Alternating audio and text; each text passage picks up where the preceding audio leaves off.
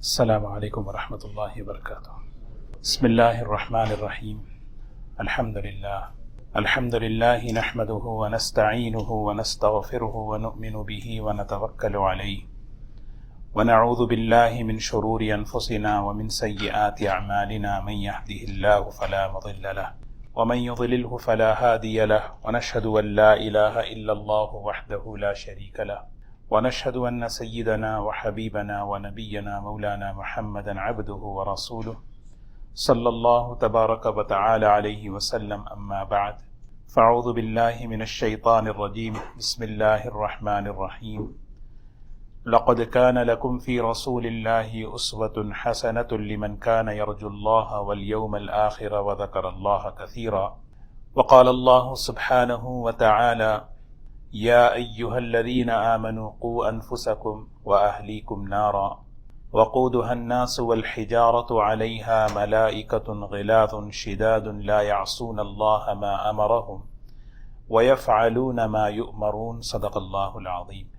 قابل احترام بزرگ و دوستو، اللہ کے رسول صلی اللہ علیہ وسلم کی مبارک زندگی میں، مبارک سیرت میں جو آپ نے اخلاق ہمیں سکھائے ہیں، اس کے بے شمار پہلو ہیں، اور وہ ساری انسان کی زندگی کو گھیرے ہوئے ہیں۔ ان اخلاق سے زندگی جو ہے خوبصورت بنتی ہے، وہ زندگی اللہ کو محبوب ہے، اور اللہ کے بندوں کو وہ زندگی پسند ہے، کیونکہ زندگی جس نے دی ہے اللہ تعالیٰ نے، اس نے زندگی بنانے کا طریقہ سکھایا۔ جس اللہ نے زندگی دی، اسی نے زندگی بنانے کا طریقہ بتایا کہ یہ زندگی کیسے بنتی ہے۔ اس کا طریقہ ہے نبی کریم صلی اللہ علیہ وسلم کی مبارک سیرت ہے۔ آپ کی سیرت کے مختلف پہلوؤں کو بیان کیا جا رہا ہے تاکہ ہم ایک ایک چیز اپنی زندگی میں اس کو لائیں اور اس سے اپنی زندگی کو بہتر بنا سکیں۔ ایک پہلو ہے اللہ کے رسول صلی اللہ علیہ وسلم کا چھوٹوں کے ساتھ، بچوں کے ساتھ آپ کا کیا برتاؤ ہوا کرتا تھا۔ اللہ کے رسول صلی اللہ علیہ وسلم اپنے بچوں کے ساتھ، چاہے وہ بچے اپنے ہوں یا کمیونٹی کے ہوں، آپ نے کیا نمونہ ہمیں سکھایا ہے، کیونکہ بچے جو ہے یہ ہمارا سرمایہ ہے۔ ان کی حفاظت اور ان کے مستقبل کی حفاظت، ان کے ایمان کی حفاظت، یہ ہماری ذمہ داری ہے۔ بچوں کے مستقبل کی حفاظت اسی زندگی سے ہو سکتی ہے۔ اللہ تعالیٰ نے بہت بڑی نعمت دی ہے اولاد۔ اس اولاد کو اپنے طریقے سے برتاؤ کرنا، اپنے طریقے سے اس کی تربیت کرنا، اپنی سمجھ کے مطابق، یہ طریقہ نہیں ہے۔ ہماری اولاد کی حفاظت، ایمان کی حفاظت کیسے ہو اور ایک صالح نسل معاشرے کو کیسے ملتی رہے، اس کے لیے سب سے بہترین طریقہ ہے نبی پاک صلی اللہ علیہ وسلم نے ہمیں سکھایا۔ آپ کی سیرت میں دیکھیں کہ ایک شفیق باپ اپنی بیٹیوں کے ساتھ، اپنے بیٹوں کے ساتھ، اپنے نواسوں کے ساتھ کیسے ہوا کرتے تھے۔ صحابہ کے بچے ہوا کرتے تھے، اور بہت سے صحابہ بہت ہی چھوٹی چھوٹی عمر کے تھے۔ اللہ کے رسول صلی اللہ علیہ وسلم ان کے ساتھ کیسے، بارہا ہم سنتے ہیں حضرت فاطمہ رضی اللہ تعالی عنہا سے آپ کا برتاؤ کیسا تھا۔ جب وہ آتی تو آپ ان کے لیے کھڑے ہو جاتے اور اپنی جگہ بٹھاتے، فَأَجْلَسَهَا بِمَجْلِسٍ، کہ فاطمہ میری جگہ بیٹھو، اور جب آپ جاتے تو وہ آپ کی استقبال میں، اکرام میں کھڑی ہو جاتی تھی۔ آپ کے نواسوں کے ساتھ آپ کا کیا برتاؤ ہے؟ سب سے پہلی چیز جو ہمیں سکھائی، خاص طور پر ماں باپ کو ایک نمونہ آپ نے جو پیش کیا، وہ ہے محبت کا، شفقت کا معاملہ۔ جس طرح بغیر وضو کے نماز نہیں ہو سکتی، اسی طرح بغیر محبت کے تربیت نہیں ہو سکتی، کیونکہ تربیت کا مرحلہ دوسرا ہے۔ پہلا مرحلہ محبت کا ہے، شفقت کا ہے۔ تو آپ کے آپ کے دست مبارک پر جو صحابہ تیار ہوئے، خاص طور پر نوجوان صحابہ، بچے، آپ نے ان کے ساتھ ابتدائی جو مرحلہ جو آپ کا تھا وہ محبت کا تھا۔ حضرات حسنین رضی اللہ تعالی عنہما آپ کے نواسے ہیں، لیکن آپ ان کے ساتھ کیسی محبت، 6 سال 7 سال کی عمریں ہیں، دوڑ کے آتے تو آپ اپنے ہاتھوں کو پھیلا دیتے اور انہیں اپنے سینے سے لگا لیتے۔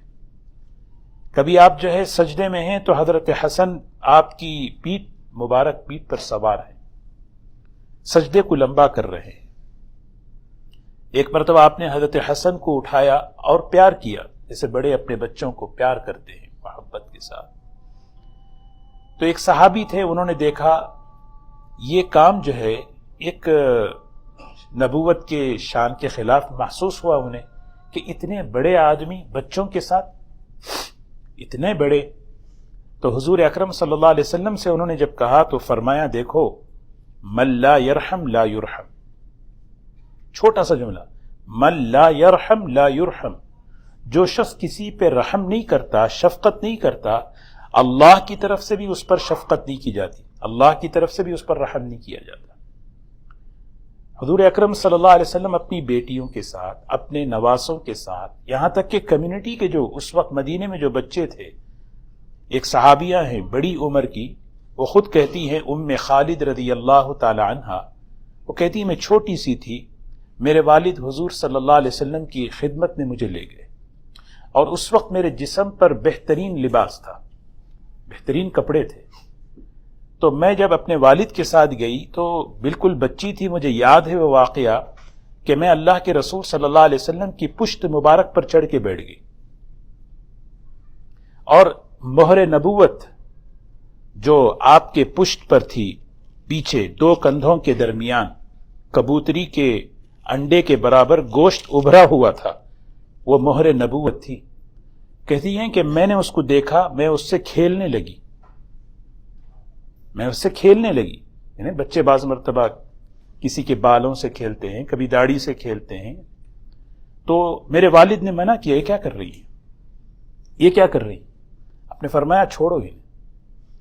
پھر آپ نے مجھے دیکھا، سنہ حبشی زبان کا لفظ ہے جس کا ترجمہ عربی میں ہے حسنہ۔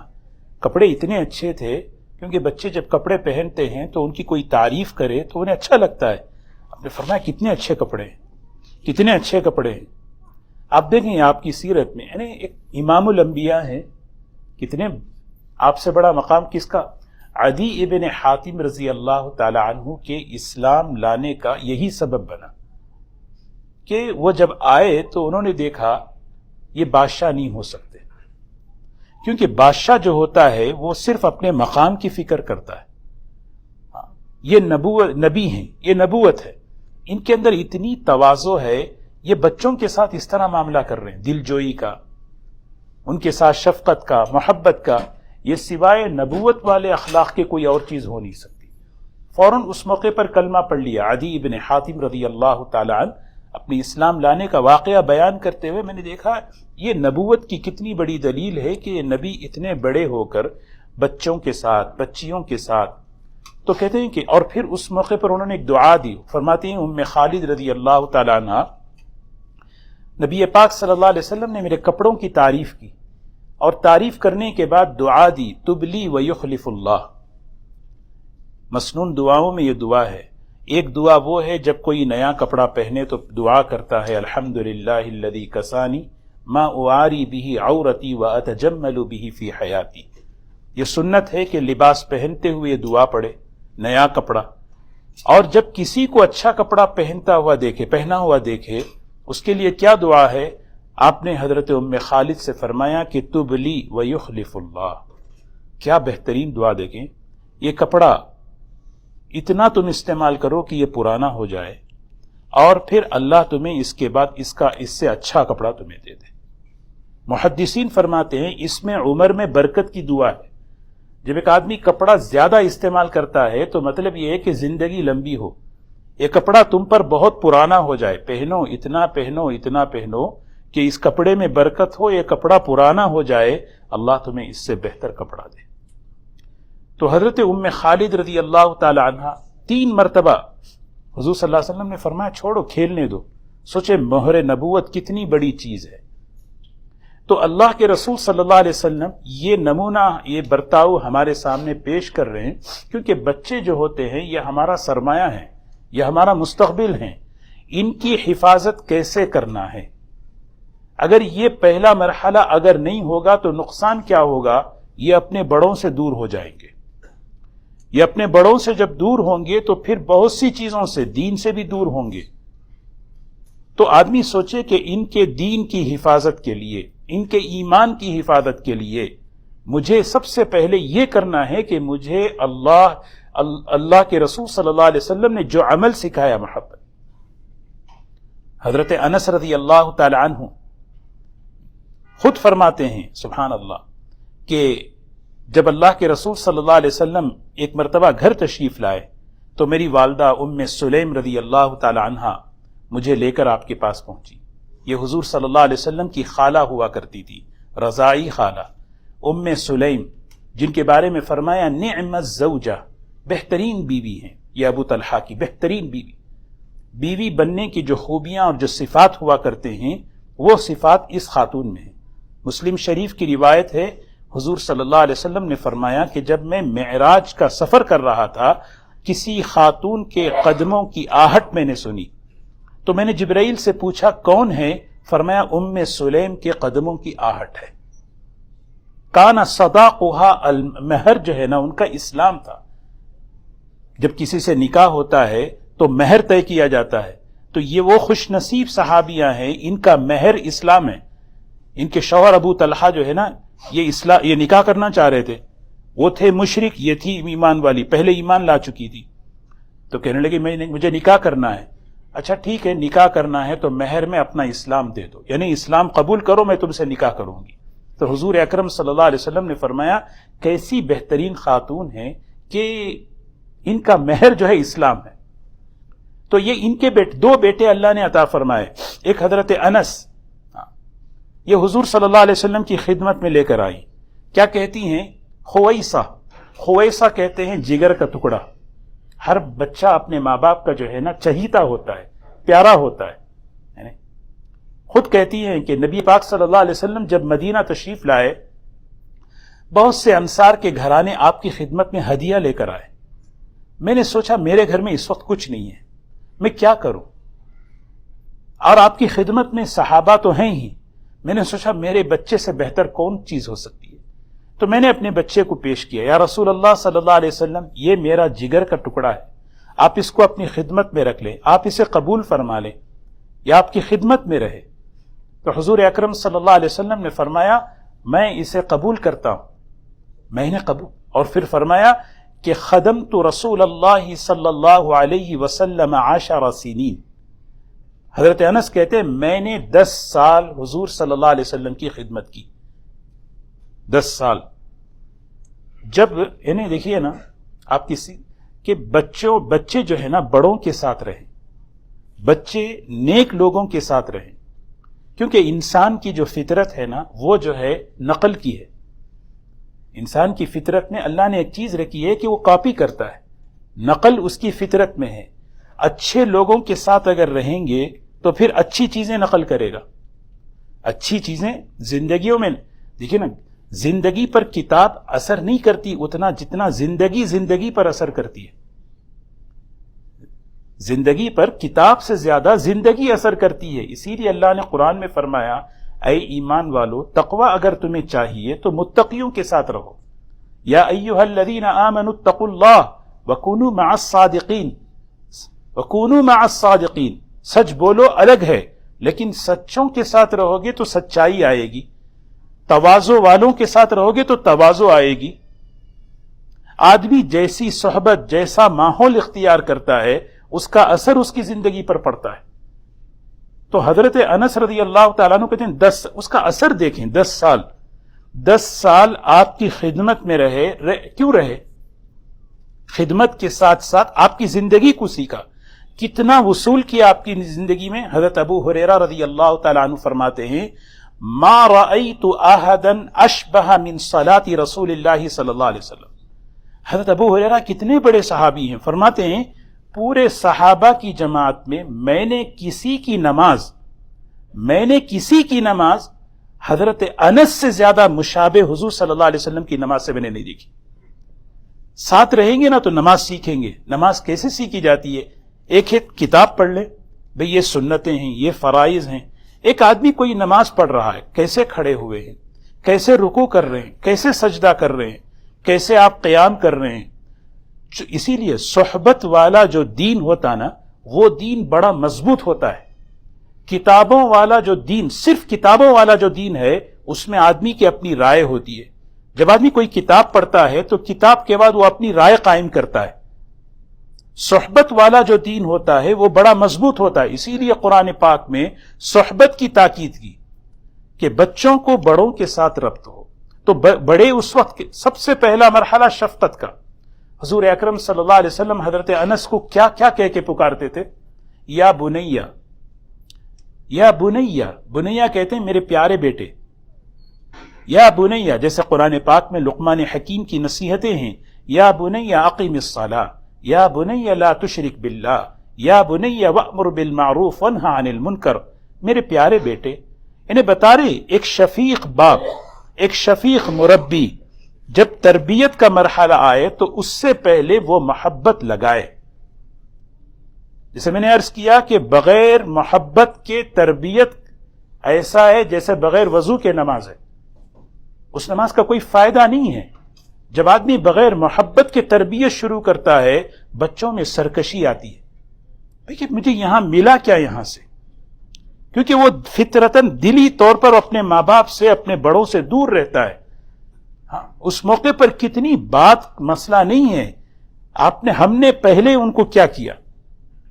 کبھی آپ حضرت انس سے فرماتے یا ذل اذنین، سب کے دو کان ہوتے ہیں، کان تو سب کے دو ہی ہیں، لیکن آپ محبت سے کہتے تھے دو کان والے، تو حضرت انس خوش ہو جاتے۔ یا ذل اذنین، ان کے خود کہتے ہیں میرا چھوٹا بھائی تھا، اس نے جو ہے ایک پرندہ پالا تھا۔ بچے پالتے ہیں، بلی پالتے ہیں، پرندہ، تو میرے بھائی کا چھوٹا سا پرندہ وہ جو ہے نا بس ایک دن جو ہے نا وہ مر گیا، تو میرا چھوٹا بھائی بہت ہی اداس، غمگین۔ ایک مرتبہ آپ گھر تشریف لائے، میرے چھوٹے بھائی کے چہرے پر اداسی تھی، تو پوچھا اللہ کے رسول صلی اللہ علیہ وسلم۔ دیکھیں نا، بچوں کے جذبات کو بھی سمجھنا چاہیے، بچوں کے جذبات ہوتے ہیں۔ بعض مرتبہ بچے آ کے بولتے ہیں مجھے وہ پسند نہیں، آئی ڈونٹ لائک دس، مجھے وہ پسند نہیں، وہ شخص پسند نہیں، فلاں پسند نہیں۔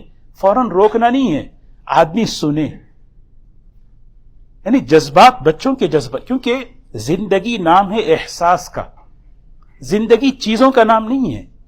ہم بچوں کو دنیا بھر کی چیزیں دے دیں، لیکن جو اصل احساس ہے وہ اگر نہ ہو تو پھر کچھ نہیں۔ زندگی اصل احساس کا نام ہے۔ تو حضور اکرم صلی اللہ علیہ وسلم نے دیکھا یہ بچہ تو بڑا غمگین، چہرے پر اداس، اس کا پیاری سی چیز، اس کا کھلونا وہ چلا گیا، تو آپ نے ایک ایسی بات کہی، ایسا جملہ کہا ان کے چہرے پر، یعنی سبحان اللہ، نبوت کی زبان سے جو جملہ نکلتا ہے وہ بڑا قیمتی ہے۔ ایک جملہ آپ نے کہا، وہ واقعہ ہے، وقت نہیں ہے، کسی وقت عرض کروں، امام احمد ابن حنبل رحمۃ اللہ علیہ، امام شافعی رحمۃ اللہ علیہ کے گھر میں جب قیام کیے، رات میں کھانا کھا کر جب تہجد کے لیے، اس رات امام احمد ابن حنبل رحمۃ اللہ علیہ صرف ایک سینٹنس، ایک جملے سے انہوں نے جو ہے 100 مسائل نکالے، 100 مسائل۔ ہمیں تو ایک مسئلہ بھی اس میں نظر نہیں آتا، تو انہوں نے حضور صلی اللہ علیہ وسلم نے کیا کہا؟ یا ابا عمیر ما فعل النغیر، یا ابا عمیر، اے ابو عمیر، ما فعل النغیر، وہ تمہارا چھوٹا سا چوزا تھا وہ کہاں چلا گیا؟ ایسی محبت کے ساتھ حضور صلی اللہ علیہ وسلم نے اس بچے سے بات کی، وہ بچے وہ کھیلنا شروع کر دیے، چلے گئے، وہ اپنا غم بھول گئے۔ لیکن یہ جملہ ایسے ہی مذاق میں آپ نے جو ہے دلجوئی کے لیے کہا تھا، لیکن امام احمد ابن حنبل رحمۃ اللہ علیہ اس ایک سینٹنس سے 100 مسائل۔ علماء لکھتے ہیں کنیت کیسے رکھی جاتی ہے، کنیت اب دیکھو نا، ابو کسے کہتے ہیں؟ باپ کو کہتے ہیں۔ وہ چھوٹے سے بچے کو ابو عمیر، کیا وہ عمیر ان کا بیٹا تھا؟ تو انہیں مسائل اتنے نکالے کہ بھئی چھوٹے کو بھی، جیسے حضور صلی اللہ علیہ وسلم نے حضرت علی کو ایک مرتبہ ابو تراب کہا تھا. تراب کہتے ہیں مٹی کو، تراب، ابو تراب مٹی کے باپ. کیا مطلب؟ حضرت علی فرماتے تھے مجھے تو یہ محبت سے کہا گیا جملہ، مجھے کوئی علی کہتا تو اتنا پسند نہیں جتنا ابو تراب کہتے تو مجھے اتنا اچھا لگتا. تو حضور اکرم صلی اللہ علیہ وسلم نے 3 باتیں اس معاملے میں ہمیں رہبری فرمائی. سب سے پہلا مرحلہ محبت کا، دوسرا مرحلہ تربیت کا، تیسرا مرحلہ دعا کا. یہ 3 چیزیں ہیں. ایک بات میں نے عرض کی ہے. دوسرا دیکھیں نا، تربیت سے پہلے محبت ہو، پھر دعا ہو. تو حضور صلی اللہ علیہ وسلم نے دعائیں بھی بتائیں. ایک مرتبہ حضرت فاطمہ رضی اللہ تعالی عنہا اپنے کسی مسئلے میں اپنی ضرورت لے کر آپ کے پاس آئی. اس موقع پر آپ کے پاس وہ چیز نہیں تھی، آپ چلے گئی. تو حضور صلی اللہ علیہ وسلم پھر پیچھے گئے. بیٹی میرے پاس آئی کسی حاجت کو لے کر، ضرورت کو لے کر، دنیاوی حاجت کو لے کر. تو پھر آپ گئے، آپ نے بٹھایا اور بٹھا کر فرمایا کہ فاطمہ بات کرنے کا طریقہ دیں. عبداللہ ابن عمر ایک صحابی ہیں رضی اللہ تعالی عنہ، ان کے بارے میں حضور صلی اللہ علیہ وسلم نے سنا. بھائی ماشاء اللہ تہجد نہیں پڑھا کرتے تھے. تو آپ نے فرمایا نعم العبد، آپ نے فرمایا نعم العبد عبداللہ، عبداللہ بہت اچھا بچہ ہے. جو چیزیں ہوتی ہیں نا پہلے اسے اپریشیٹ کریں، پھر جو نہیں ہے اس کو بولنا ہے. نعم العبد عبداللہ، عبداللہ بہت اچھا بچہ ہے، عبداللہ بہت اچھا بچہ ہے. کاش وہ تہجد بھی پڑھ لے تو اور اچھا ہے.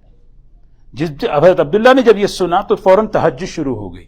یہ ہمیں ایک جملے سے بتا رہے ہیں جو چیزیں بچوں میں پہلے سے خوبیاں ہیں اس کو اپریشیٹ کرو. کس کے اندر خوبیاں نہیں ہیں؟ یعنی کمیاں سب کے اندر ہیں، خوبیاں بھی ہیں. جب آدمی کو جب خوبیوں پر اپریشیٹ کیا جاتا ہے تو وہ کمی سننے کی جو ہے نا طاقت رکھتا ہے. اب بتائیے میرے اندر کیا کمی ہے، میں سنوں. تو حضرت فاطمہ رضی اللہ تعالیٰ عنہ کے پاس گئے، فرمایا میں ایک اچھی سی چیز بتاؤں. اس سے اچھی چیز؟ جی بتائیے.